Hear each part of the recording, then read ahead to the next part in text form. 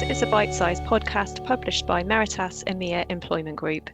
Periodically, members of our practice group get together to discuss interesting and topical cross-border issues. Meritas is a global alliance of leading independent law firms dedicated to helping clients access top-tier legal expertise from anywhere in the world. I'm Sam-Marie Hind, and I'm a lawyer and partner at the law firm Howard Kennedy in London. I also head up the Meritas EMEA Employment Group. Welcome to today's episode. Today, I'm joined by my colleague Alex Mitzi, who is a legal director at Howard Kennedy, specialising in employment law, and by Johannes Bammer, who is an attorney with the Austrian law firm Binder Grosswang, who also specialises in employment law. And our topic today is AI for employers. Now, I know this is a topic of real interest for my guests today. Johannes is working on a book on digital law, and Alex is also our firm's lead on workplace AI. And just to set the scene a little, AI raises a wide range of compliance and ethical issues for employers, including compliance with data protection requirements and the EU's AI Act, legal risks, including discrimination claims arising from the use of AI to recruit, manage, and communicate with staff. AI can also impact on the drafting of job descriptions and employment contracts, as well as being involved in performance reviews and decisions around potential redundancies and redeployment within a business. And there are also risks of AI-facilitated fraud and an increasing focus on regulating the use of AI by employees in the course of their work. So generally speaking, the proliferation of legal AI tools creates both opportunities and risks for employers. Now, Johannes, if I can ask you to kick us off, I wanted to ask you what the key considerations that employers should be aware of when planning to use AI-based personnel management tools. So, thank you for the introduction. Like you mentioned, employers are confronted with a huge load and endless range of AI tools in the market where it can be used. So, there are a lot of topics which come into play, but the most important ones are the three pillars you already mentioned briefly. I would say employment laws are very important. The second pillar is data protection laws, specifically to GDPR and other local data protection laws. And the third pillar, from my perspective, would be the EU AI Act, which also comes into play recently. And the topic, especially in Austria, is on the rise for the employers. I just recently read a statistic saying that already 20% of all companies in 2024 use AI tools for in the employment context. So I really hope that all of those three pillars are already assessed and targeted by them on a daily basis. And Alex, just moving across and probably looking at this maybe from a bit more of a UK perspective, because obviously Brexit and the implications of that, what legal principles do employers need to have in mind when using this AI in the workplace? Well, unlike EU member states, we don't have an overarching regulatory or legal framework for AI in the UK. We don't have any UK equivalent of the AI Act at the moment, and there are no imminent plans to put one in place. But from an employment perspective, there are a number of existing principles that employers would need to bear in mind, as well as the principles under data protection law. So looking first at data protection law, employers will, of course, have to consider the rules on lawful processing and automated decision-making, which are particularly crucial in the context of AI. And then looking at the pure employment side, there are a number of well-established legal principles that come into play here. Possibly the most fundamental one, I think, is the implied duty of trust and confidence. So this is the duty which is implied into all employment contracts in the UK. And it comes into play when you're thinking about an employer potentially using automated or semi-automated means to take decisions about employees. How does that affect the relationship of trust?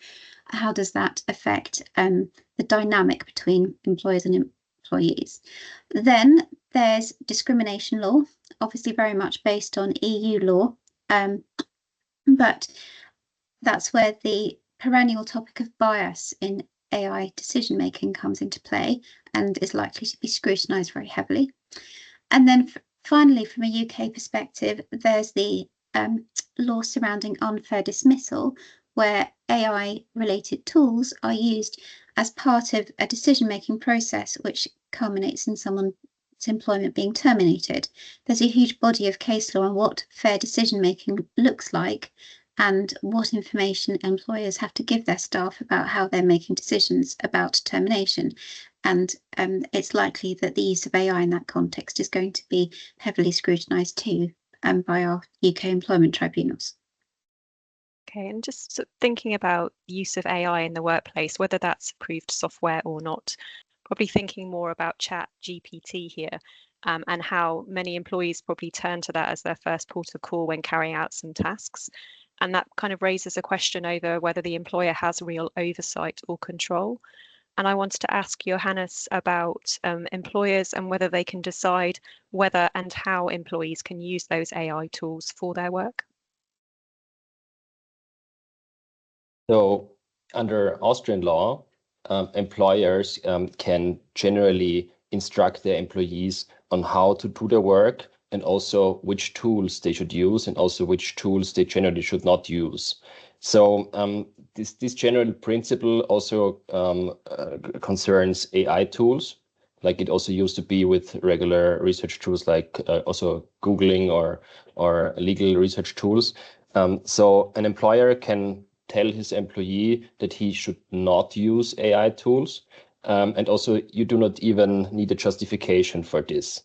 I mean, it's to be realistic, you miss out on some things maybe if you don't use it, but it's not up to the employee to decide how he can use AI tools, specifically if he uses them without any further protection.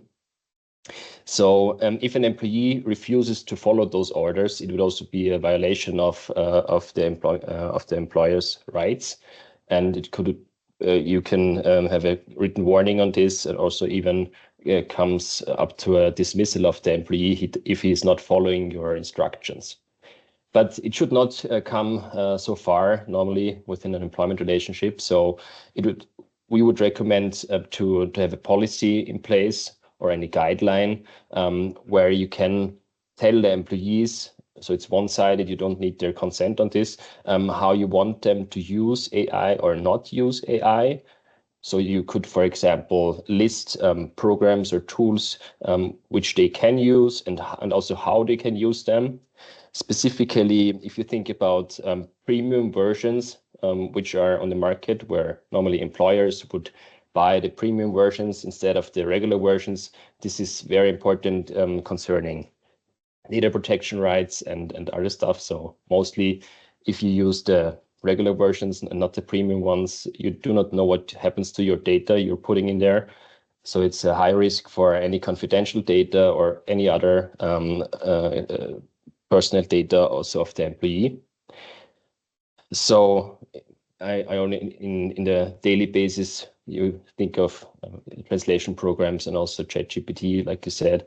So this should be kind of regulated, which version, how to use it, and also guidelines how to use the programs in terms of do not put in very confidential information, leave out names, leave out whatever, just to be on the safe side, because you would be liable as the employer then if something happens with the data in there.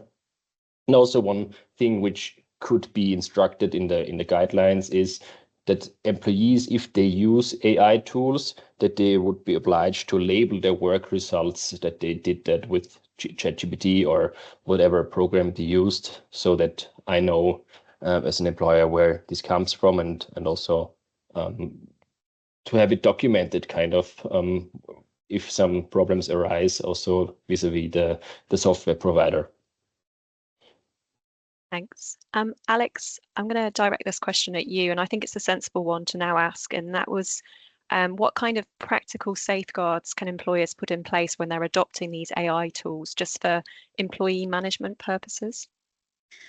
So there's a range of there's a range of measures that employers can take to ensure that where they're implementing AI for management purposes, that it's done in a way which minimises the likelihood of legal claims. So a very first important step, and one that is, I think, often forgotten, is that any AI tool is only as good as the data that you're plugging into it in the first place. So if your existing employee data is full of gaps or inaccuracies, then you're very likely to get poor decision making spat out from it at the other end. And of course, the risk with AI is that any poor outcomes are magnified at scale. So it's very important to make sure that the underlying data that you're using for the tool to do its work is sound. So as a first step, employers really need to think about doing an audit of their existing data. Is it up to date? What measures do you have for correcting inaccuracies? Is it properly labelled? Is the AI going to be able to find the information on your systems? There's actually a whole sort of preparatory piece that has to be done before you put tools in place. You can't just expect to buy an off-the-shelf solution and have it work perfectly from day one. Then when you're looking at possible solutions, it's really important to carry out proper due diligence.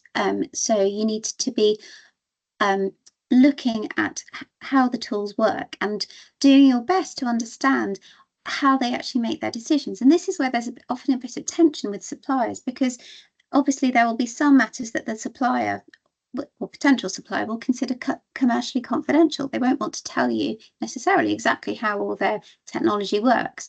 But as an employer, if you don't fully understand how the technology works, you're putting yourself and your business at risk, as well as increasing the risk that poor decisions get made. Another key aspect is the concept of human in the loop. So making sure that there is sufficient human oversight and involvement in the decision making. There are obviously restrictions on the extent to which wholly automated decision making can be used in the employment context, and certainly in most employee management situations it's not going to be appropriate. So you need to make sure that human involvement is actually meaningful. It can't simply be a box ticking exercise, and there's already been some case law at the European level talking about how that should happen. However, human involvement is only really an effective check if we go back to this concept of explainability. So the human is only going to be able to challenge or evaluate how well the decisions are being made if they understand the basis on which the decisions are being made in the first place. So explainability is another really core component. And there are different levels of explainability. There's sort of global explainability, which is about how the AI tool makes decisions or evaluates data for all the individuals that are subject to it. Then there's cohort explainability, which is explaining how it makes decisions as amongst a kind of subset of individuals. And then there's local explainability, which is how it's making decisions about a particular individual. And you really need to make sure as an employer that you have understanding of all of those processes, particularly because those are the aspects that are going to be really relevant if you're potentially needing to defend a discrimination claim, because understanding how it applies to both individuals and groups is going to be really critical in establishing any justification defence. Finally, there's no good being able to explain a decision if there's no ability to challenge it. So it's important that employees who are significantly affected by decisions which are made using AI have some ability to challenge the decisions that have been made about them, particularly if they may be based on inaccurate information in the first place. So it's not a one-size-fits-all solution, and none of these things are going to be easy to put in place, but it is really important that employers think about all of those different aspects before simply buying in a solution. Yeah, you talked about contestability, and we've also obviously highlighted a number of risks as we've had this discussion. And being a litigator, I can clearly see how case law is going to develop very quickly around AI, particularly within employment and in the tribunals. So I was going to ask you if you can look into your crystal ball and give me some of the trends that you predict in this area. Well, we're already seeing discrimination claims. So there have been claims against employers in the gig economy arising from the use of facial recognition software. So I think discrimination is an area where it's very likely that there will be challenges, particularly where AI tools are being used to take decisions about a large group of people across a workforce. I think it's something that trade unions are very interested in. And I think some of the trade unions are very keen to bring test cases to try and tease out the principles that employers should be applying. I think it's very likely to arise in the context of unfair dismissal. So, for example, where AI tools malfunction or they have unintended consequences, that can lead to unfair decisions. And as some of the listeners will know, in the UK, our unfair dismissal protection is likely to be expanded in 2 years' time. So it will apply from the very start of employment. So I think it's likely that we'll see AI-related decisions being challenged in that context. And then there's also the prospect of AI being used by litigants. So I think some of our employer clients have already had employees submitting grievances which have been written with ChatGPT. I think given that claimants often struggle to access legal advice, we might start to see people writing claim forms that have been generated by ChatGPT. And that's going to pose a whole host of challenges for employers trying to respond to those, particularly if ChatGPT has simply invented events that didn't take place or has misrepresented what the misunderstood what the underlying claim is. So there's a lot of fertile soil there, I think, for employment disputes to involve AI in different contexts. Yeah, I think we've also seen it come out in litigation where some litigants in person have been using ChatGPT to help them prepare their case, as you've said, and it's made up case law which doesn't exist to support points they wanted to run. So that's been quite interesting grappling with that. One of the things I often remember about ChatGPT, I heard a presentation by somebody who was involved in developing it, and they said that it was designed to be impressive, not designed to be 100% accurate. And the problem with ChatGPT and other generative AI is that it produces content which is not necessarily accurate, but which looks very plausible. So I think that poses real challenges for claimants who are unrepresented because they won't have the knowledge to be able to see that there are errors in what has been produced. And I'm assuming, Johannes, that you're experiencing all these same issues with sort of cases that are being brought in Austria, like case law developing in the same way. It's a bit different in Austria, and I would say also from those developments, we're a bit behind, I would say, because in Austria, sometimes we are more like waiting what happens in other countries first and which problems arise.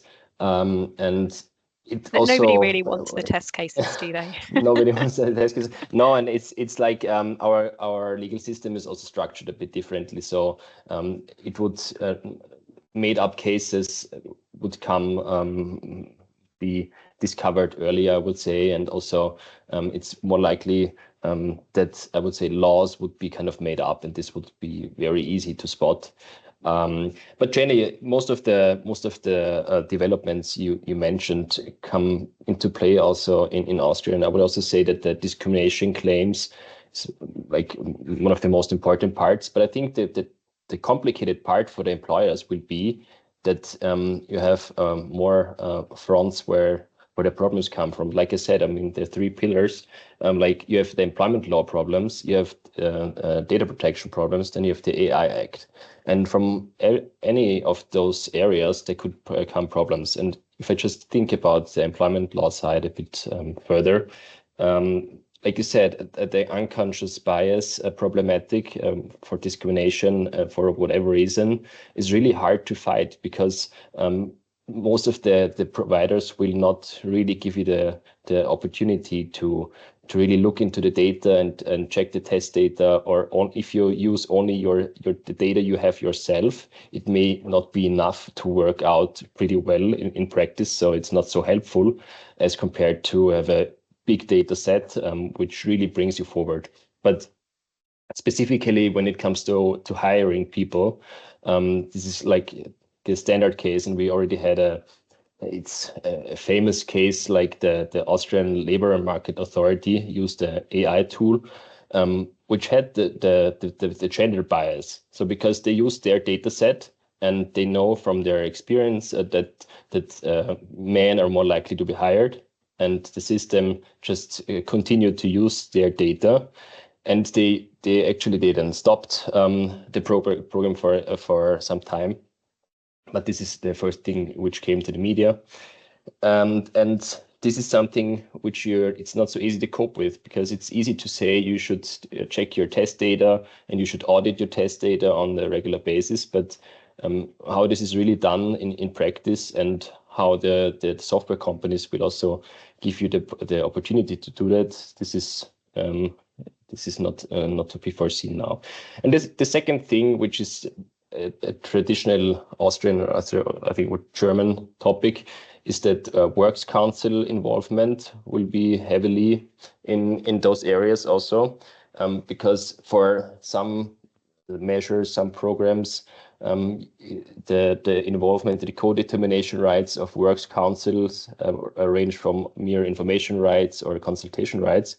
But the further the measures go into control rights or touching human dignity or whatever, you will need to have approval from Works Council in the form of you need to have a Works Council agreement with them for the measures. And so you would need to lay out all of the program. You need to know everything about it, be very transparent, and can use it. And I think the complexity of those systems compared to what we had before with regular software is very it's not so easy to cope with in those situations. Also describe to the counterparty, the Works Council, how that it's necessary and whatever. And it's only kind of the simple part is like the employment part. But if you don't already also think about GDPR and all of the principles you also mentioned before, and just thinking about the data minimization requirement, which could always be a card like saying this is just not necessary for the purpose you want to reach with, is hard to go over. And then also the third pillar, the AI Act, is just another part of heavy regulation, which will also be a problem when it comes to administrative fines or whatever, and could also cause a problem. So I think the biggest problem about all of the AI things about employers is that you have to cope with so many different situations, and really, I would say sometimes should rethink actions and have a deeper due diligence into the programs before just buying a program. One possibility that I wonder if it'll encourage suppliers of these tools to be a bit more rigorous is that if a discrimination claim is brought against an employer arising from the use of an AI tool, there's also the possibility that the supplier of the tool could be the subject of a claim for inducing discrimination. So I think there's the possibility that they could be brought in as a third party to the claim, or alternatively that the employer might have some cause of action against them arising from malfunctioning of the software or from discriminatory effects of the software if they have appropriate terms in their contracts or if there's been negligence. So I suspect that this question of the liability of the supplier will help to drive developments in the use of technology in the workplace every bit as much as claims against employers will influence how it develops. I don't know whether that's something that would be likely to happen in your jurisdiction, your hands, but it's something that I think if we were acting for claimants in this jurisdiction, we would definitely be thinking about. I would say this would depend on whether promises made were not upheld. Also, so if the program is just working differently, but if you just did not do your math as an employer and did not check it out fully, I don't believe this would be a great case then. But I think that's the thing. I think if those suppliers will be able to be held liable for those claims also, this will move their systems also up to higher grounds and to more compliance with the regulations up front. So you will not find so many tools on the market which are just don't care and just give you the usage that you want. They cannot be sold on the market if they're not compliant. And I think this is also something. This is how the market works, but we also need to take care that there's no overregulation generally, because if people and if it's necessary to use tools and if you're falling behind, if you're not using them as compared to other jurisdictions and other markets, there needs to be a way somehow. But I think this is only for very important tools. I would say it's not like that you need for sure a tool that tells you who should be fired. So the human oversight is pretty fine on this one, I would say. Yeah. I mean, I think the developments in this area are really interesting. It's certainly a lot for employers to be grappling with. And I think, as we've demonstrated, we could probably talk about this subject for so much longer because it is really interesting and there's a lot of different angles to it. I think that's a good point to sort of draw a close on today's episode. I just wanted to say that if any of our listeners have any questions or comments on this subject, do get in touch with your Meritas contact firm. We'd be very happy to continue the discussion with you. Or if you'd like to find out more about Meritas, you can do so via the website meritas.org. And that just leaves me to thank Johannes and Alex for joining me today. And we do hope you'll join in next time, where I'll be joined by some other of my Meritas colleagues talking about another topical issue. Thank you.